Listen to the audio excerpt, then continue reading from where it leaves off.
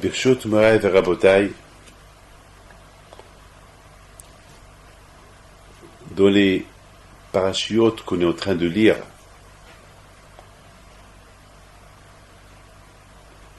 pendant ces périodes-là, la Torah, elle nous parle beaucoup des Avot HaKadoshim, Avraham, Yitzhak et Yaakov, eux qui ont bâti le peuple juif. La Torah, elle nous parle beaucoup d'événements. Et l'un des événements que je vais vous expliquer, c'est la confiance que HaKadosh Baruch Hu, il avait dans les Avot HaKadoshim, dans les patriarches. Et toute la raison pourquoi il avait cette confiance, on il les aimait, parce que eux, ils ont montré à Hachem combien eux, ils l'aiment. Dans toutes les conditions,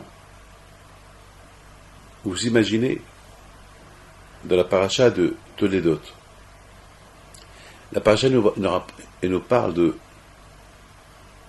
d'un côté Hachem, il vient Bini Yitzhak, il lui dit qu'il va devenir un grand peuple, et qu'il va lui donner des enfants, etc., etc., il va lui donner à ses descendants la terre de Canaan.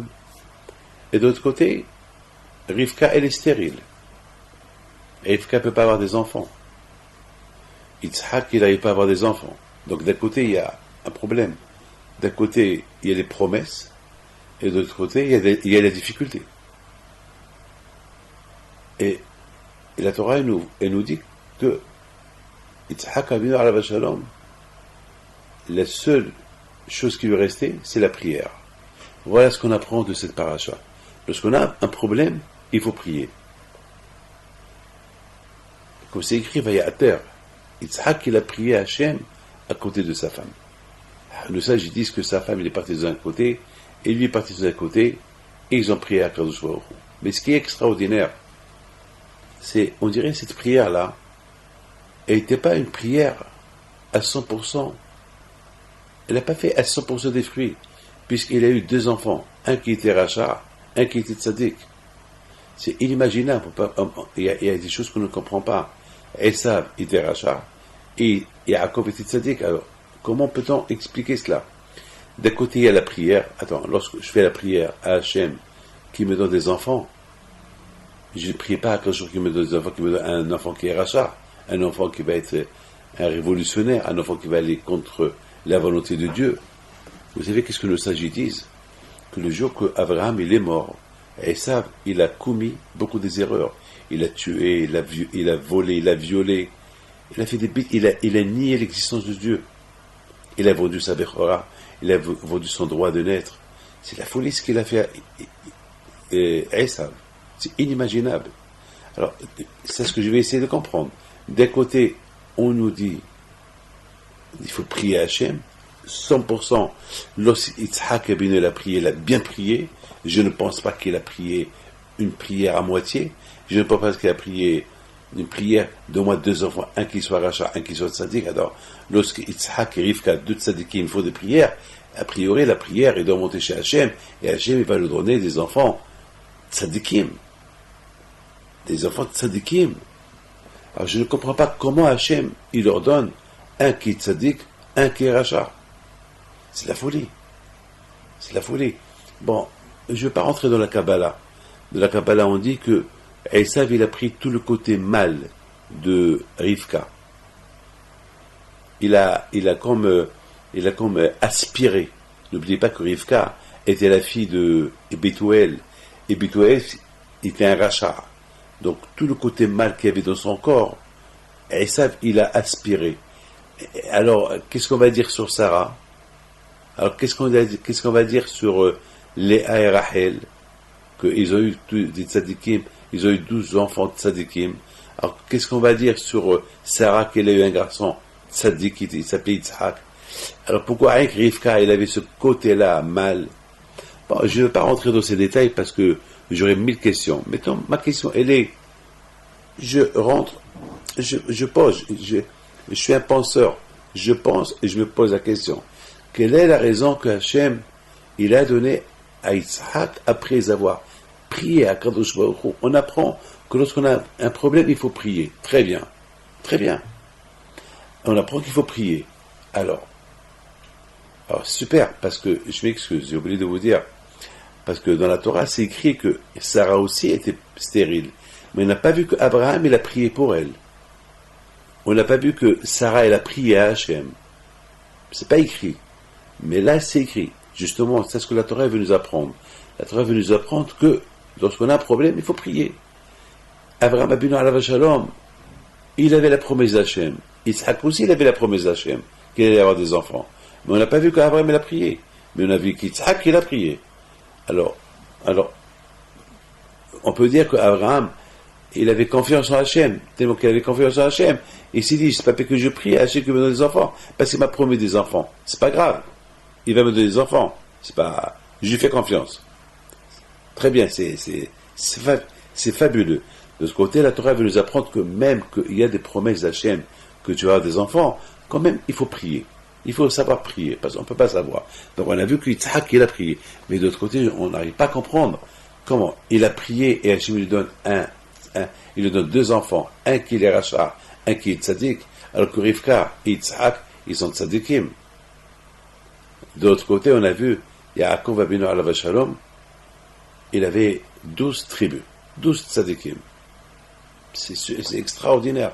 Bon, on a vu là-bas aussi que la façon comme Léa, elle s'est mariée avec Yaakov, avec beaucoup de malice.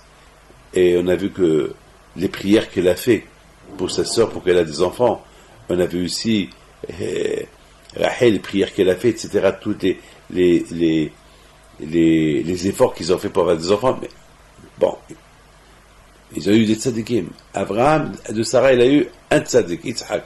Mais je ne comprends pas comment Yitzhak, il a eu un rachat et un tzadik. Je ne comprends pas. Je ne comprends pas.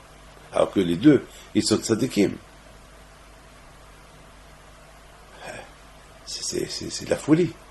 N'oubliez pas que Rachel et Léa, ils étaient des enfants des Réchaïm.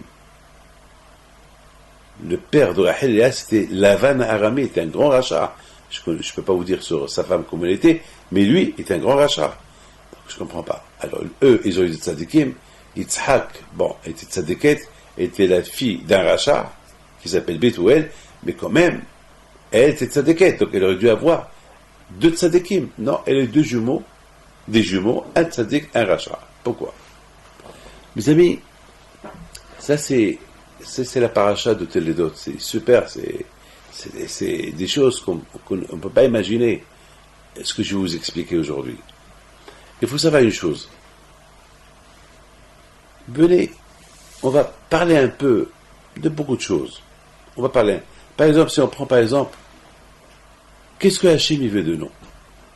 Hachem veut de nous, comment le monde il peut tenir? Bon, le monde il peut tenir sur plusieurs choses. La Torah, le Hesed, le fait du bien, et bien sûr la prière. Très bien. Alors, c'est très important de savoir que Gmilut Hasadim, faire le bien, ça fait aussi partie de Ahdout. Ahdout, c'est l'union. Ahdout, c'est l'union. Très important, l'union. Vous savez, un couple qui est marié. Un couple qui est marié, c'est super. Ils sont mariés, mais et les tâches sont partagées. La femme, elle a sa tâche, et l'homme, il a sa tâche. Mais, de temps en temps, il faut qu'il y a ce qu'on appelle, il faut que l'homme, il comprend un peu, même que sa tâche, c'est pas d'être à la cuisine, mais quand même, par exemple, lorsqu'il voit que la maison, il faut aider la femme, elle ne peut pas tout faire, il faut l'aider. Surtout le vendredi. Le vendredi, il y a beaucoup de travail, surtout en hiver, que la journée est courte. Alors, il faut aider. Il faut venir un peu plus tôt du travail et aider la femme. Ah, même, et pourtant, j'ai un magasin, et je travaille, je me suis levé à 5 heures du matin, ça ne veut rien dire. Ta femme, elle ne peut pas inventer des heures. Elle a un laps de temps le vendredi surtout si elle aussi elle travaille, elle s'occupe des enfants pour les envoyer à l'école, les laver, etc., il faut que l'homme, il comprend un peu, il faut aider sa femme. Et c'est ça, moi, c'est ce que je fais. C'est ce que j'ai appris de mes parents, d'ailleurs. Ça fait partie de Ahdout. Ahdout, c'est l'union. C'est quoi l'union? C'est pas avec union. Union avec de l'union, avec une aide. Il faut aider. On voit, par exemple, beaucoup des fois, dans l'union, il peut y avoir une division. C'est-à-dire, voilà, on est unis, hommes et femmes, mais on est divisés. Toi, tu gardes tes tâches, moi, je garde mes tâches. Chacun garde ses tâches. C'est vrai. C'est vrai. Mais parfois, il faut comprendre que parfois l'homme, il faut qu'il soit un peu compréhensible. Il faut aussi parfois aussi la femme, les tâches que le mari il a, que si elle peut l'aider dans sa tâche, pourquoi pas? Pourquoi pas? C'est parce que dans l'union, il peut y avoir aussi une division. Et je vous apporte par exemple par exemple, quelqu'un me raconte, il y a un couple qui est venu chez moi hier, il me raconte qu'ils ont un problème. La femme, elle me dit, Rabbi David, j'ai un problème avec mon mari. Mon mari rentre à la maison, il se plaint, la maison, elle est sale. Lui, il travaille, moi aussi, je travaille. Les deux enquêtent la maison en même temps. En plus, moi, le matin, je me réveille un peu plus tôt que lui, parce que lui va à la synagogue, moi, je m'occupe des enfants. Donc, le soir, on arrive à la maison, on arrive les deux. Et respecte, la maison, elle est sale. La maison, elle est sale, et il crie, bon, elle est sale. Aide, elle est sale, c'est pas bon qu'il a sali. Tous on l'a sali la veille. Et tout le monde est parti le matin travailler, donc on retourne le soir, il faut qu'on s'arrête, il faut qu'on l'arrange.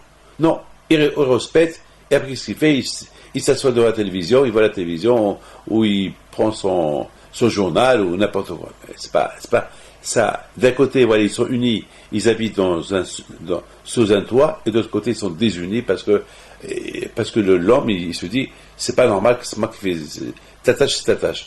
Elle aurait pu aussi lui dire, bon, si c'est comme ça, je travaille pas. C'est ta tâche, je travaille, moi je travaille pas. Alors, je travaille pas, j'arrange la maison. Ah non, il faut que tu arranges, il faut que tu travailles. Alors, il y a un problème là. C'est la raison que pour qu'il y ait un vrai binyan, pour qu'il y ait une vraie construction, c'est pas la construction de dire la vraie, c'est pas une construction sans béton, parce qu'on peut construire une maison sans béton, ou bien avec poser les pieds l'un sur l'autre, ou bien sans fondation. Non, ça va pas tenir. La construction, il faut que ce soit bétonné avec fondation. C'est ça la vraie construction. La vraie construction d'un couple, une maison d'un couple, il faut vraiment que ce soit bétonné avec une fondation, que chacun il aide l'autre, que chacun il rentre il aide l'autre avec gentillesse, avec politesse. Voilà, c'est ça la vraie construction. Vous savez très bien que on voit que Abraham et Sarah, Abraham il a converti les hommes et Sarah elle a converti les femmes. C'est-à-dire que Abraham il faisait un travail pour rendre les gens en bitchouva, mais sa femme elle aurait pu dire, bon, c'est ce travail de mon mari, c'est de quoi je me mêle. Mais la femme elle a compris qu'il faut qu'elle aide, parce qu'à quoi bon de rendre un homme dans la teshuvah et sa femme qu'elle est loin de la teshuvah. Donc il va pas avoir shalom bayit, il va y avoir des accords à la maison, des disputes à la maison. Donc c'est important lorsqu'on rend bitchouva un homme, il faut que aussi sa femme, on la met aussi dans le jeu, dans le bain, comme ça elle aussi, elle et son mari ensemble, ils vont faire Torah et mitzvot. C'est pas avec l'homme seul, ou la femme, ou c'est la femme qui fait teshuvah et pas l'homme. Il faut essayer de les aider les deux à la fois. Mes amis, venons, on va prendre un peu la Dorapalaga. Dorapalaga, c'est la génération de la division. Alors, c'est pourquoi on l'appelle la génération de la division. C'était la génération, à l'époque, lorsque le monde était détruit avec le déluge. Bon, les gens, ils étaient tous unis. Alors, tout le monde était uni, comme une famille. Tout le monde, lorsqu'ils ont commencé à se procréer, ils ne se sont pas quittés. Ils ont dit, viens, l'union fait la force. Mais dans cette force-là, on les appelle pas d'or, la génération de l'union, on les appelle la génération de la palaga, la génération de la division. Pourquoi? On aurait dû les appeler la génération de l'union, et non pas la génération de la division. Eh bien, vous savez pourquoi? Parce que eux, ils ont pensé que un va aider l'autre. Un va aider l'autre. On va s'adorer, on va s'aider. Mais pour que un il aide l'autre, ils ont besoin de l'aide de Dieu. Ils ont besoin de l'aide d'Hachem. Alors, ils ont dit non, un va aider l'autre en mettant Hachem à l'écart. On va mettre le bon Dieu à l'écart. Et il n'y a pas de Dieu. Allez, on va plus dépendre de lui. On va dépendre que de nous. Alors, quand je vais leur dire, vous voulez dépendre que de vous, pas de moi. Alors, c'est ça la division.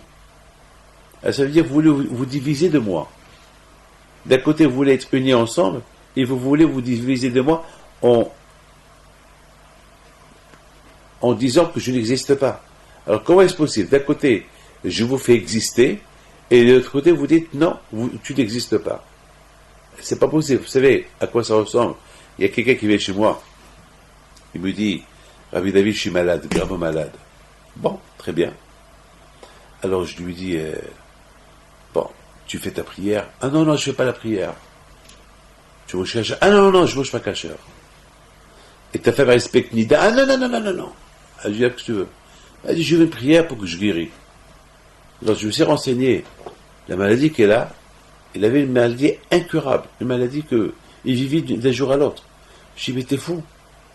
Tu veux que je te fasse une bracha, tu veux que je te fasse une bénédiction, et en même temps tu veux que le bon Dieu te donne la guérison, et en même temps tu lui donnes une gifle au bon Dieu? Comment est-ce possible?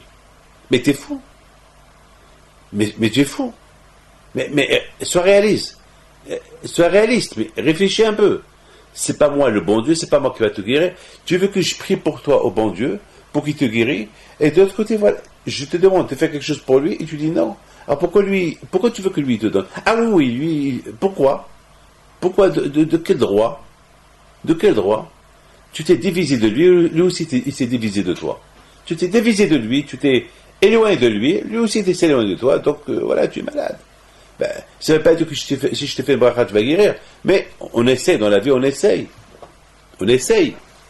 Alors, mes amis, c'est beaucoup des fois, d'un côté, on veut être unis avec le bon Dieu, et en même temps, on veut être désunis du bon Dieu. C'est impossible, ça ne marche pas.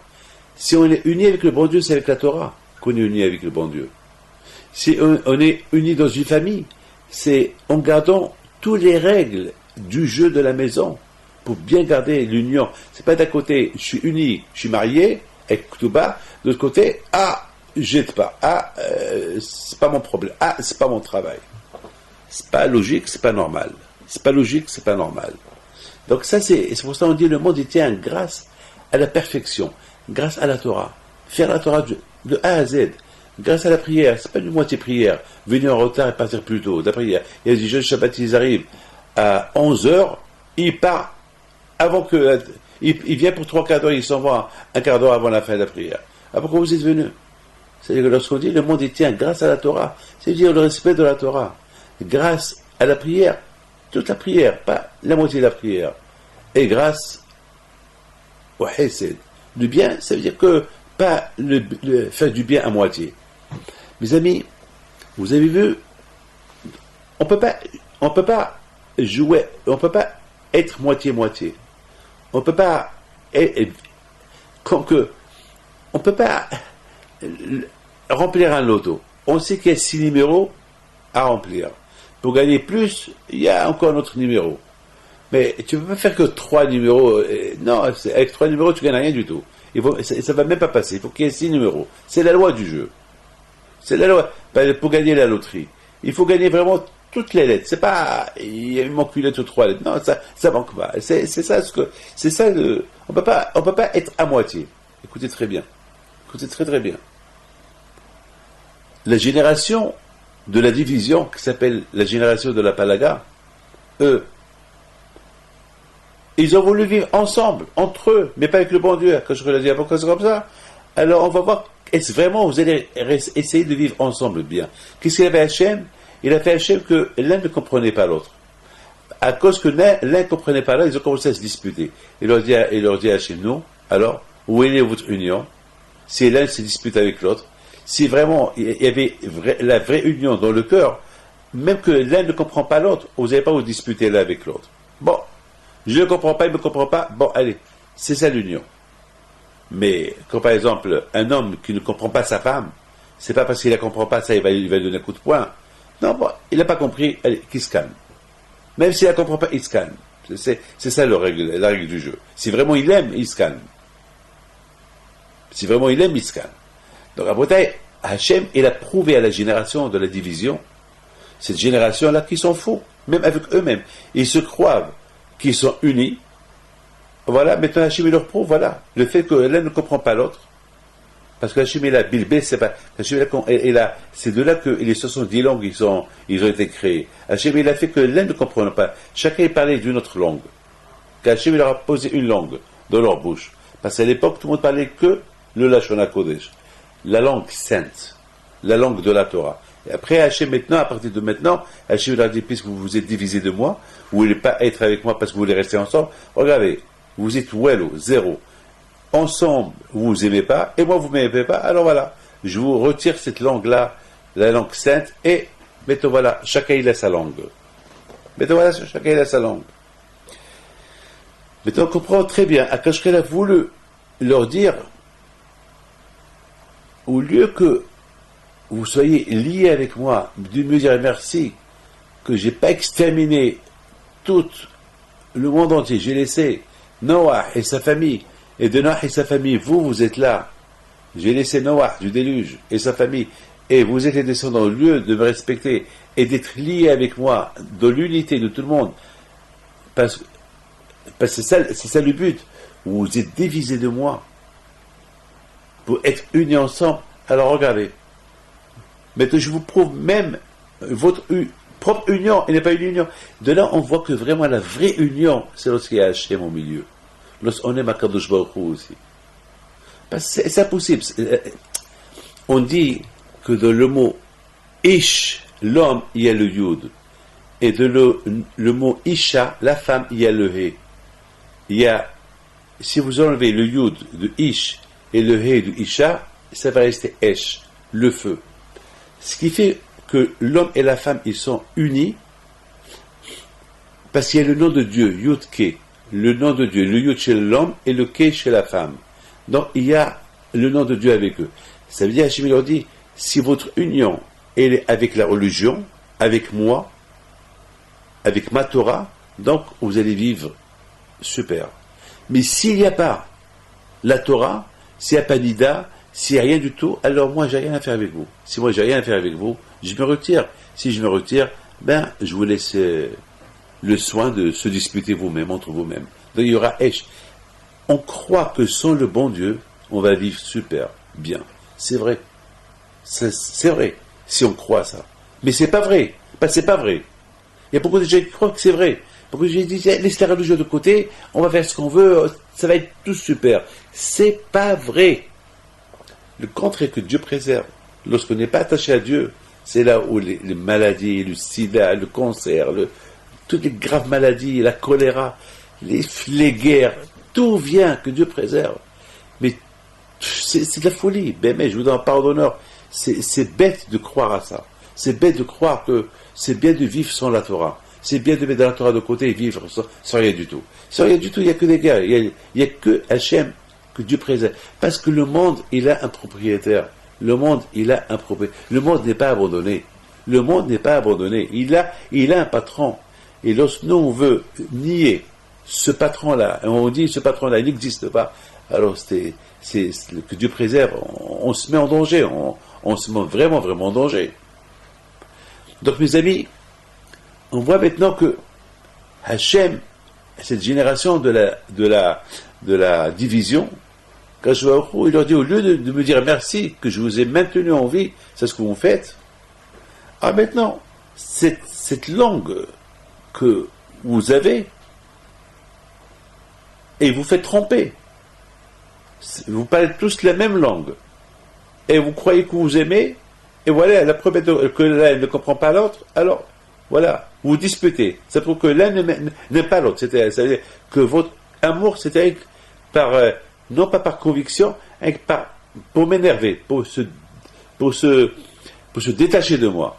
Alors, lorsqu'on se détache de moi, c'est ça la vraie division. C'est ça la vraie division. Donc, vous voulez vivre sans moi? Allez-y, vivre sans moi. Good luck, bonne chance. Maintenant, cette langue-là, que vous avez préservée, que cette même langue-là, que vous l'avez parlée, au lieu que cette vraie langue, la langue sainte, et vous unit entre vous et entre moi, maintenant cette même langue, elle va vous désunir, parce que vous allez l'oublier, et vous allez avoir une autre langue, et ce sera cette langue-là qui va vous diviser. Le fait que je vous fais oublier cette langue que vous avez parlé jusqu'à maintenant, et que vous avez cru que c'est cette langue-là qui vous a unis, maintenant vous allez l'oublier, maintenant vous avez parlé d'autres langues, et allez, vous êtes à l'abri de vous-même. Et on a vu que l'un il se disputait avec l'autre. Mais il y a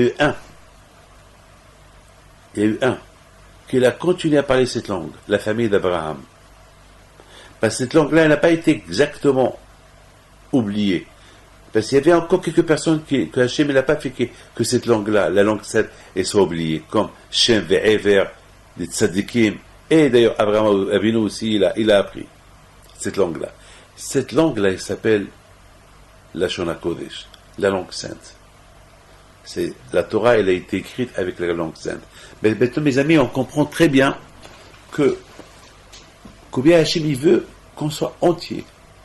Lorsqu'on fait la prière, qu'on soit entier. Une vraie prière avec être en paix avec tout le monde et être en paix avec Dieu. Lorsque j'étudie la Torah, être en paix avec tout le monde et être en paix avec Dieu. Lorsque je fais du hesed, du bien, je fais le bien avec tout le monde, je fais le bien avec moi-même. Donc il faut être en entier, c'est pas un peu et j'arrête. Il faut se travailler pour être entier. Vous savez, l'aïmouna, la foi. La foi, c'est quelque chose que c'est très facile de le dire. La foi, l'aïmouna, je crois. Très bien, je crois. Vous savez très bien que le mot je crois, c'est quelque chose d'extraordinaire. Mais est-ce que vraiment on croit? Est-ce vraiment on croit? Beaucoup de fois on dit je suis croyant. Est-ce vraiment? Il y a des gens qui disent je suis traditionnaliste. Alors là, traditionnaliste, c'est quoi? Bémet, je vous donne la parole d'honneur. Beaucoup de fois, je demande aux gens, expliquez-moi c'est quoi le mot traditionnaliste. Et chacun me dit, je dis, mais c'est quoi? Est-ce que le bon Dieu, est-ce qu'on peut être traditionnel? Est-ce qu'on peut être divisé dans la religion? Traditionnel, ça veut dire, je fais ce que je veux. Mais c'est pas possible. Est-ce que vous rentrez, quelqu'un qui travaille dans une usine, est-ce qu'il peut dire, et c'est un ouvrier, est-ce qu'il peut dire je fais ce que je veux?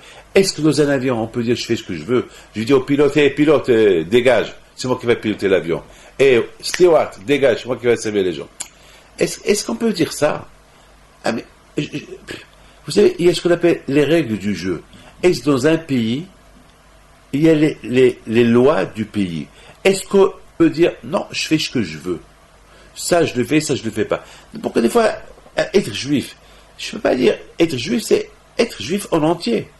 On ne peut pas dire être juif, je suis traditionnaliste, ouais, je mange cachère à la maison, mais je mange du tarif dehors. Ou bien je fais la prière que le Shabbat, ou bien ma femme elle va au mikvé une fois par an. Ou bien parfois, comme une femme, elle me dit hier, avant-hier, elle me dit, je lui dis, vous respectez le mikvé, tu vas au mikvé. Elle me dit, oh, lorsqu'il fait pas froid, je vais. Ou lorsque lorsque mon mari peut me prendre, je vais. Alors je lui dis, ça veut dire que tu te prépares pas. Si tu ne veux pas te préparer parce que il y a une préparation pour aller au mikvé. Il me dit, non, je ne me prépare pas. Je dis, alors quoi, tu mens. Alors ça veut dire que tu vas au mikvé, la femme là-bas, elle te dit, tu t'es prêt, tu dis, oui, tu mens. Alors, c'est quoi ça? Et c'est ça, mes amis. Abraham, Yitzhak, Yaakov. Ils nous ont appris à être entiers. Ils nous ont appris à être entiers. C'est pas, la émouna, c'est une vraie émouna. C'est pas une émouna à moitié, non. Une émouna à moitié n'existe pas. Elle n'existe pas. C'est pas possible. Maintenant, mes amis, on va lire ensemble le Ben Ish Chai. Tous, c'est un peu de la Kabbalah, mais on va le lire. quelque chose d'extraordinaire. On a vu que Hachem, lorsqu'il s'est dévoilé à Abraham, lui a dit Ani El Shaddai, c'est moi le bon Dieu. Alors, d'ailleurs, le mot Shaddai, c'est un des noms de Dieu qui s'est écrit dans la Mezouza. Dans chaque Mezouza, c'est écrit Shaddai. Et c'est quoi le nom Shaddai? Shaddai, c'est Hachem Shama el Olamodai. Parce que lorsque Hachem il a créé le monde, il ne voulait pas s'arrêter. Vous savez, je ne parle pas de le monde où on habite. Vous savez, le monde, le globe, il n'y a pas de fin. Il n'y a pas de fin. Vous savez, chaque année, les scientifiques découvrent d'autres mondes à des centaines de milliards de kilomètres d'ici. Il y a des soleils qui sont 1 milliard de fois plus grands que le soleil où on se trouve. C'est un monde qui n'a pas de fin. Ils appellent le monde, mais non, eux, c'est ce qu'ils disent, un monde qui n'a pas de fin. Mais au fait, vous savez que le monde, par rapport à sa propre création, Hachem, lorsqu'il a voulu créer le monde, Hachem, il s'est un peu écarté. Parce que Hachem ne veut pas créer le monde en lui, parce qu'à l'époque, avant que le bon Dieu ait créé le monde, il n'y avait que Hachem. Hachem était partout. Donc, où voulez-vous qu'il crée le monde? En lui, ça va brûler. Donc Hachem, c'est ce qu'on appelle dans le Kabbalah, Tzimtzum. Il s'est un peu écarté. Et comment il s'est écarté? Eh bien, il s'est écarté d'un point. Un point comme un point de sable. Pour le bon Dieu, c'est même pas un point. Et même pas un point, c'est des centaines, c'est des milliards de zéros. C'est l'infini. Pour vous dire, c'est qui Hachem? Hachem, on l'appelle l'infini. L'infini. Pourquoi on l'appelle infini? Parce qu'il n'est pas limité. Le bon Dieu, sa grandeur, elle n'est pas limitée. Il n'y a pas de limite. Je ne veux pas rentrer dans les détails où on va tous devenir fous. Il n'y a pas de limite. Alors, Hachem, et par rapport à notre intelligence, on croit que le monde, il n'est pas limité.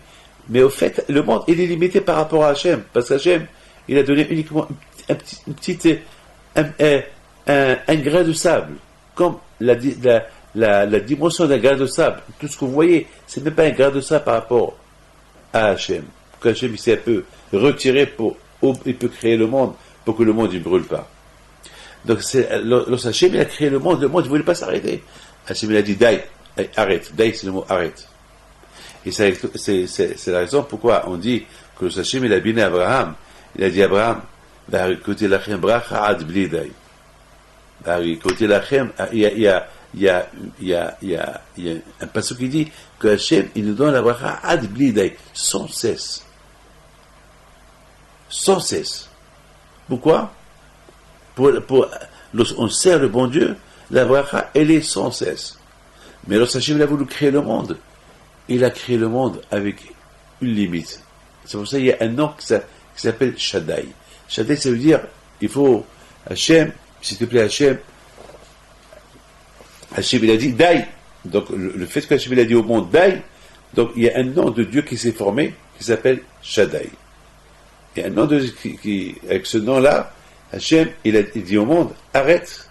C'est pas fait de se prolonger, c'est pas fait de s'agrandir, c'est assez. Parce que déjà, ce qu'il y a, ils vont jamais le comprendre.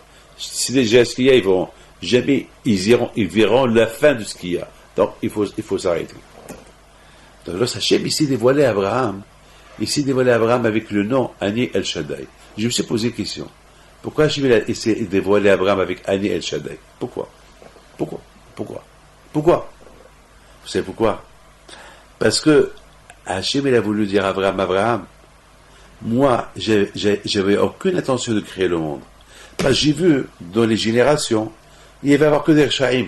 Il va y avoir que des gens que je vais créer qui vont s'occuper, manger, dormir et m'abandonner et s'écarter de moi. Comme la génération de la séparation. Comme la génération du déluge, comme toutes les générations qui sont ils font de l'idolâtrie. Mais lorsque Hachem a dit avant, lorsque je t'ai vu, lorsque j'ai vu que toi, tu vas me découvrir et tu vas enseigner la Torah à tes enfants, alors j'ai créé le monde. C'est pour ça que c'est écrit Be'bar'am. Lorsque Hachem a créé le monde, lorsque Hachem il a créé le monde, Be'bar'am. Lorsque Hachem il a créé le monde. Et le sage, il dit Behebaram, c'est Abraham. Ça veut dire le mot, la même lettre de Behebaram, c'est la même lettre de Abraham. C'est-à-dire qu'Hachem, il a créé le monde grâce à Abraham. Hachem a dit, ouais, bon, puis Abraham, il va enseigner la Torah à ses enfants, et puis Abraham, il va être le maître de la Emouna, il va être entier avec moi, et ses enfants aussi vont être entiers avec moi, ils vont me respecter, ils vont être mes ambassadeurs, ils vont propager la Torah, alors je crée le monde. Alors je crée le monde. Bi'Abraham. Alors je crée le monde grâce à toi. Donc maintenant, on comprend pourquoi Hachem il dit à Abraham, Ani El Shaddai, c'est moi El Shaddai. C'est-à-dire, il a dit, Hachem il veut dire à Abraham, Abraham, j'ai créé le monde grâce à toi, et moi j'ai dit au monde d'arrêter.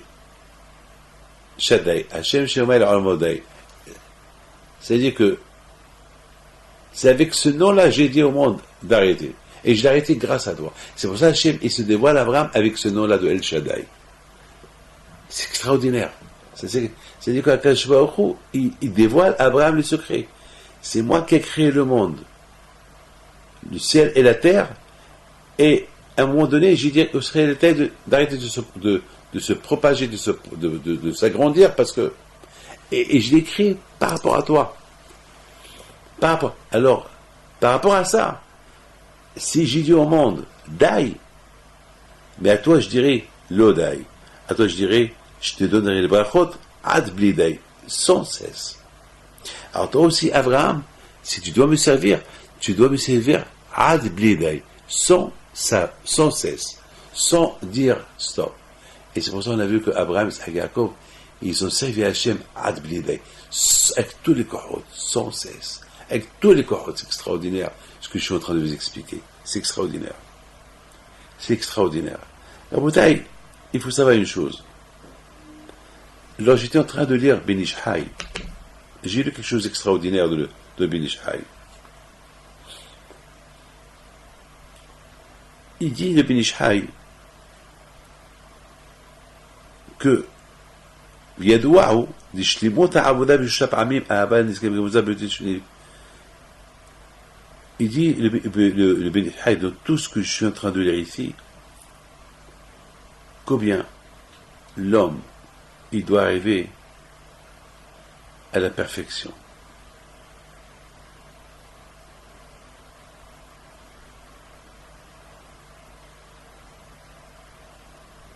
Il dit, on voit que Moshe Rabbeinu,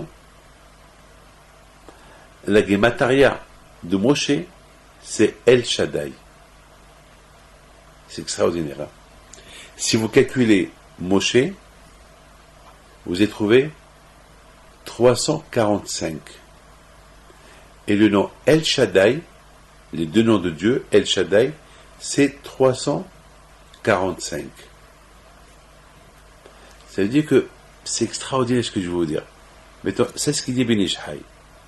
Ben Ish Chai, simplement, et aussi,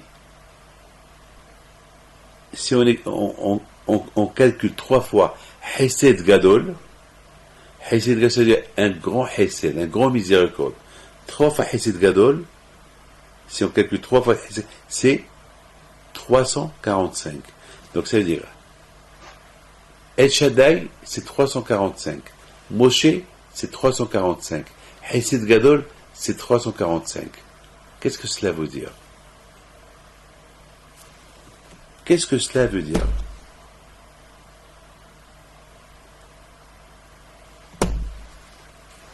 Alors, je pense comme ça. C'est quoi le message que Hachem, il donne à Abraham? El Shaddai, il se dévoile à lui avec le nom de El Shaddai, qui veut lui dire Moshe, qui veut lui dire un grand miséricorde. Vous savez, mes amis, c'est quoi le message? Le message, il est extraordinaire. C'est que, on sait que la Torah a été donnée par les mains de Moshe Rabbeinu. On sait très bien qu'Abraham Rabbeinu, il a respecté la Torah, il a étudié la Torah. Mais, la Torah n'a pas été donnée officiellement à Abraham Rabbeinu. La Torah a été donnée officiellement à Moshe Rabbeinu pour qu'il la donne aux Juifs, une fois qu'ils sont sortis de l'Égypte. Mais la Torah, elle n'a pas été donnée officiellement. C'est quand, par exemple, quelqu'un qui travaille chez moi, et je lui donne chaque mois une somme d'argent, mais c'est pas officiel.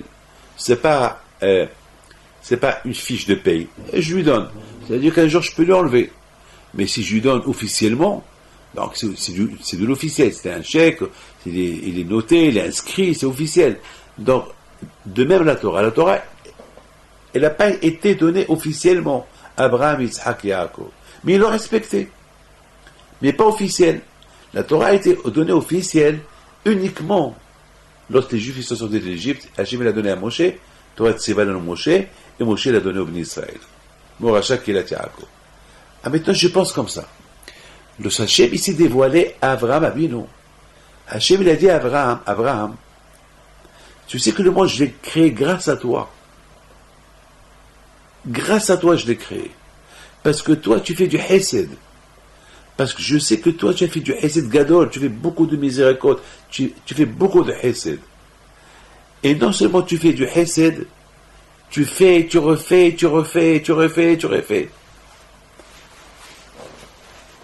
Et c'est la raison pourquoi j'ai créé le monde pour toi, et jusqu'à un moment donné, j'ai dit au monde d'arrêter de s'agrandir, parce que déjà c'est assez ce qu'il y a. Et je l'ai fait pour toi. Mais sache, Abraham, que tout cela, uniquement, si tes enfants, ils vont recevoir la Torah de Moshe Rabbeinu.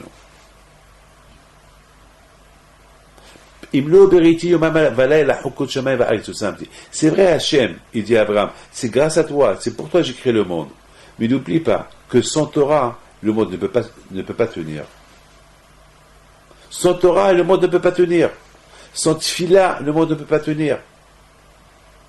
Sans Hesed, le monde ne peut pas tenir. Parce que moi, j'ai dit que le monde, j'ai dit, de la même façon que je dis au monde, Daï, arrête de s'agrandir, je peux aussi lui dire Daï d'exister. Ah, ça suffit d'exister. Et je vais rendre le monde tout rebabo. Je vais détruire le monde. Donc, quelque part ici, un message d'Hachem à Abraham. Abraham, j'ai créé le monde pour toi. Parce que tu fais Hesed Gadol. Tu fais beaucoup de Hesed. Tu refais. Super. Et trois fois Hesed Gadol, c'est le nom de Dieu. Mais sache que tout cela, c'est beau. Uniquement s'il y a la Torah. Mais s'il n'y a pas la Torah, j'arrête ce Hesed là. Mes amis, maintenant, on comprend très très bien pourquoi la Torah, elle nous parle de la naissance. On avait posé une question tout à l'heure.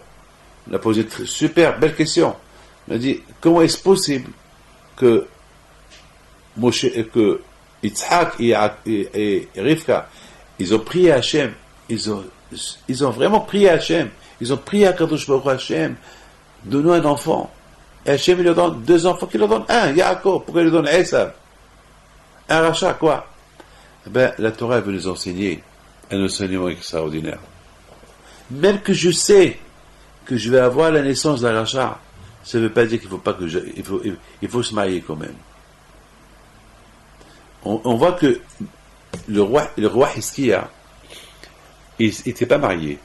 Une fois, le prophète Ishaï lui dit, tu sais, que tu perds Gan Eden, tu vas mourir aujourd'hui, même que tu vas mourir aujourd'hui, donc tu vas perdre ton monde, et tu n'as pas Gan Eden, tu n'as pas le paradis. Il lui dit, pourquoi? Qu'est-ce que j'ai fait? Il dit, parce que tu t'es pas marié. Il dit, mais si je me suis pas marié, parce que j'ai vu dans ma prophétie que si je me marie, je vais avoir des enfants, ils vont être Rechaïm, ils vont être idolâtres, ils vont pas être bien, et j'ai préféré ne pas me marier pour ne pas avoir des enfants qui vont énerver le bon Dieu. Alors Ishaïa lui dit, mais ça c'est pas ton affaire, ça c'est l'affaire du bon Dieu. Toi tu te maries, tu fais des enfants, et donne une bonne éducation à tes enfants, et le reste c'est entre les mains du bon Dieu. C'est pas à toi de juger qu'est-ce que tes enfants vont être. Il se peut que tes enfants, toi tu vois uniquement qu'ils vont être Rechaïm, mais est-ce que tu sais qu'ils peuvent aussi être tzadikis, parce qu'à Baruch Hu, il peut les punir, et lorsqu'on les punit, ils vont faire teshuvah. D'ailleurs, quelqu'un m'a posé une question. Comment est-ce possible que le roi Hiskia, De la même façon qu'il a vu qu'il allait avoir des garçons Rishaïm, et c'est la raison pourquoi il ne s'est pas marié, pourquoi il n'a pas vu que vraiment ses enfants, son fils Ménaché, qu'il est né après, il a fait Teshuvah. Alors, j'ai répondu, j'ai dit, ça on ne le voit pas. Parce que la Teshuvah, il n'est pas entre les mains du prophète. Le prophète, il peut uniquement voir un monsieur qui va être rachat. Mais s'il va devenir tzaddik, ça il ne voit pas. Parce que ça dépend de l'homme lui-même. C'est l'homme, c'est le libre arbitre. C'est l'homme qui décide s'il veut faire Teshuvah ou pas. Donc le prophète Ishaïa, il dit à Hiskia, t'as mal vu. Tu as vu que tes enfants vont être Rishaïm, mais peut-être qu'ils font Teshuvah. Ça, tu l'as pas vu. Alors pourquoi tu t'es pas marié? Alors il lui dit, bon, je m'excuse. Donne-moi ta fille, je la marie. Je dis, quoi, tu veux que je donne ma fille pour qu'elle devienne veuve? Non, mais ça y est, tu vas mourir dans quelques jours, dans quelques heures peut-être. Alors, Hiskia, il a fait une grande prière.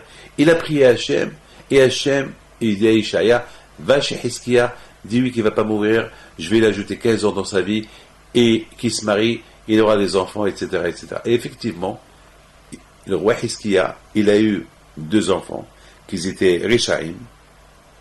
Un, il est mort, et l'autre était un grand rachat, mais il a fait Teshuvah. Hachem, il lui a envoyé des souffrances, et il a fait Teshuvah. Donc vous voyez que même un rachat, il peut faire Teshuvah. Et d'ailleurs, j'ai vu dans des livres qui disent que le roi Ménaché, c'est lui qui gouverne le monde de la Teshuvah là-haut. Pour vous dire que la Teshuvah est extraordinaire. Vous savez ce qu'il a fait le roi Ménaché? Il a fait rentrer l'idolâtrie à l'intérieur de Beth Amikdash. Il a tué son grand-père. Et c'est inimaginable ce qu'il a fait Ménaché. Et malgré tout, il a fait Teshuvah, et cette Teshuvah était acceptée. Il a fait pénitence. On a le droit de retourner vers Dieu. Et je pense, c'est ça ce que Hachem il a voulu nous enseigner. Que même Yitzhak Avinu, il était prophète Yitzhak. Il a vu Yitzhak dans sa névoie qu'il allait avoir un tzaddik et un rachat. D'ailleurs, lorsque la femme était enceinte, elle est partie pour voir qu'est-ce qui se passe, pourquoi elle avait des contractions.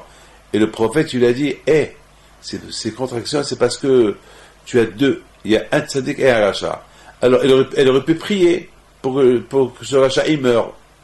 Ou bien elle aurait pu lui dire à Yitzhak, et que Yitzhak Avinu, il va prier pour qu'il meure, ce rachat. Et on n'a pas vu qu'ils ont prié. Pourquoi? Parce que, c'est vrai, il est rachat, mais il peut faire Teshuvah.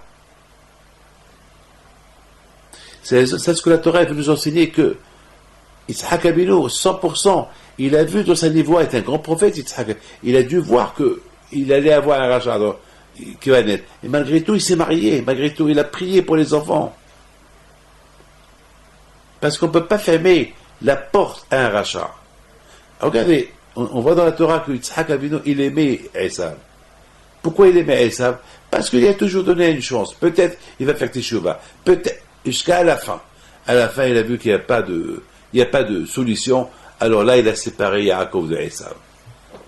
Maintenant, on comprend très bien, c'est pas que Hachem, il a voulu punir Yitzhak en lui donnant Esav. Non.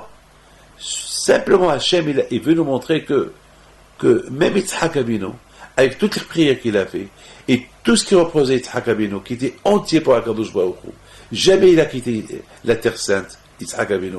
Il avait une grande foi en Akadosh Baruch Hu. Et malgré tout, il aurait pu, il était un prophète, il aurait pu dire à Hachem, je ne veux pas de ce garçon-là. Je ne veux pas de lui, ne me le donne pas. Je ne veux pas de ce garçon, je ne veux pas d'Arachat. Malgré tout, il n'a pas demandé ça à Hachem. Au contraire, il a aimé son fils Esav. Il a adoré. Il lui a donné une chance. Peut-être il va faire Teshuvah un jour. Pourquoi? Parce que la Teshuvah, elle ne dépend pas de nous.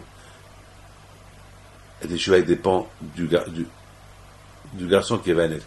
Parce que nous, on met les enfants dans le monde.